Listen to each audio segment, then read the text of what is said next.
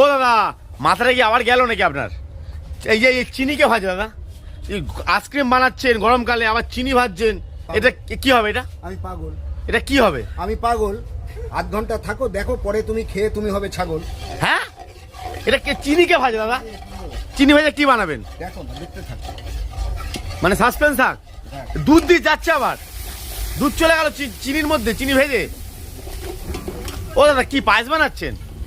দেখো, দেখতে থাকো। এ ভাই, কি বানাচ্ছে আমি নিজেও বুঝতে পারছি না। বলছো না, দেখো কি বলি বলো। চিনি ভাজছে, দুধ দিচ্ছে, মানে পায়েস হবে? তোমরা দেখতে থাকো ভিডিওটা কি হতে চলেছে।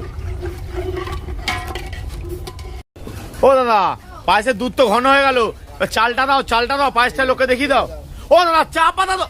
ও দাদা, মাথা রেখে গেছে আপনার নাকি? মাথা তো তোমার গেছে, আমি তো চা বানাচ্ছি, তুমি পায়েস পায়েস চিৎকার করলে হবে? চা বানাচ্ছেন আপনি চিনি ভেজে? চিনি ভেজে। দাদা, এই কারণটা কি দাদা? কারণটা কি? এরকম করলে কি হয় দাদা? এটা টেস্ট, ফ্লেভার, কালার সবটাই ভালো হবে।